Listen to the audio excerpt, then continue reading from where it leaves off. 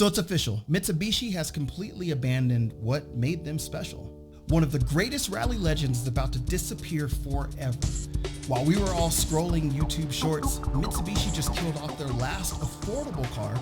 They've abandoned their motorsports legacy completely and tried to revive the rally art name with this.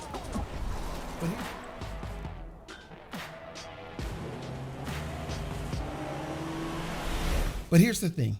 I think I know how we could bring back the real Mitsubishi, and it involves mashing together two completely different eras of this company's soul. Today, we're diving deep into one of the automotive world's most tragic stories, how Mitsubishi went from WRC dominance to making grocery getters with racing stripes.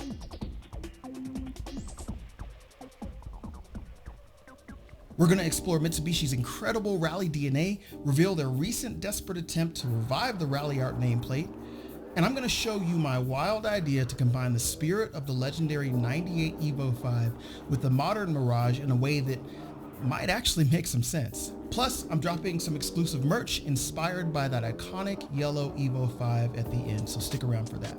Let's rewind to 1992. Grunge is king, the internet barely exists, and Mitsubishi just dropped what would become one of the most legendary performance cars ever built, the Lancer Evolution.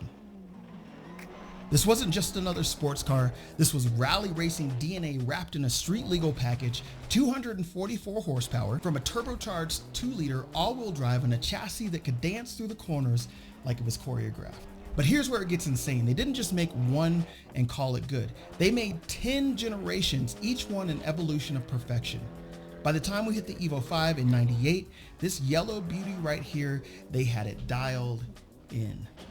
270 horsepower, active yaw control, that iconic inverted intercooler, and styling that screamed, "I will destroy you and the mountain pass." This thing wasn't just fast, it was a surgical tool on the trails. And it had the racing pedigree to prove it.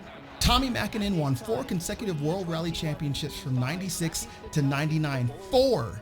That's not luck, that's engineering excellence. The Evo became more than a car, it became a culture. Tuners loved it, racers loved it, even Hollywood loved it. But then, 2016 hit us.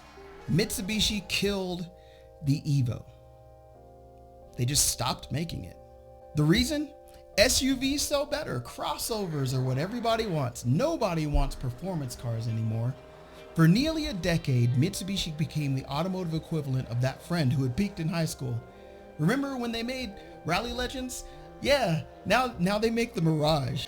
A car so forgettable that Car and Driver once described it as aggressively adequate.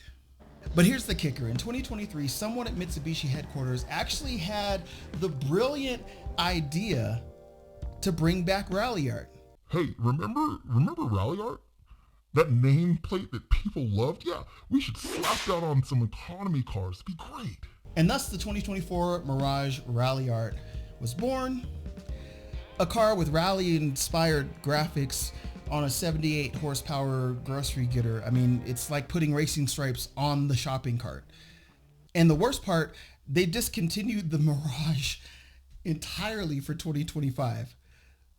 So even their attempt at rekindling the rally spirit lasted exactly 1 model year. Not great.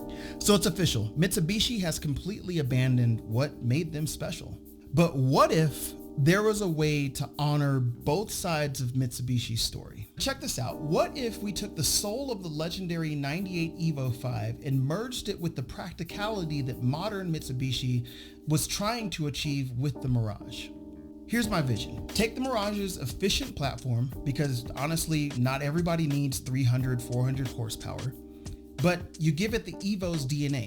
We're talking a properly tuned version of the Mirage's 1.2 liter, maybe add a small turbo, nothing crazy, just enough to make it fun, like what Toyota did with the Yaris. Keep it light, keep it affordable, but give it that Evo attitude. Imagine Evo-inspired bodywork in 2025. Those aggressive fender flares, an iconic wing, maybe some hood vents, but on a package that doesn't require you to sell your firstborn to buy it and insure the thing. The best part, this actually makes some business sense. Look at what Toyota did with the Corolla, with the GR Yaris, what Hyundai has done with the Elantra N and their whole N lineup. You take an Econo box, add performance DNA, and suddenly you've got enthusiasts that are paying attention. Could this have been Mitsubishi's Miata moment? A car that proves you don't need 500 horsepower to have fun, just good engineering, lightweight design, and that special something that makes you want to take the scenic route home. But honestly, this goes deeper than just one car concept. This is about what happens when companies abandon their identity altogether. Mitsubishi didn't just lose market share when they killed the Evo. They lost their soul. They went from being the scrappy underdog that could hang with Subaru, Honda in the mountains to being, well, whoever they are now. The real tragedy is that the rally heritage is still there. Those 12 Dakar rally wins, 4 consecutive WRC championships, decades of motorsports innovation, that didn't just disappear because some executives decided that SUVs were more profitable. And you know what? There are still people who remember. Still people who get excited when they see an Evo at a car meet or across the street at the light. Still people who would absolutely buy a spiritual successor if someone had the courage to just build it. I'm not just talking about this concept because it sounds cool. I genuinely believe there's a market for cars like this, cars that prioritize fun over practicality, soul over spreadsheets. And speaking of soul, I mentioned that merch earlier. I've been working on this design inspired by the gorgeous 98 Evo 5. I've done this in my cartoon style, captures all those classic rally vibes, the yellow tones, the aggressive stance, the pure enthusiasm that made these cars special. And if you're an Evo enthusiast or a car enthusiast in general, this design is for you. The link is in the description. Honestly, every sale helps to make me make this content and make it better. But more importantly, what do you think? Am I crazy for thinking Mitsubishi could pull off a comeback? Would you buy a spiritual successor to the Evo if they made it affordable and practical? Drop your thoughts in the comments below because I genuinely want to know if I'm the only one who thinks the automotive world needs more companies willing to take a risk on enthusiasts. And hey, if you enjoyed this deep dive into automotive what ifs, please subscribe to the channel. It helps out tremendously. It's completely free.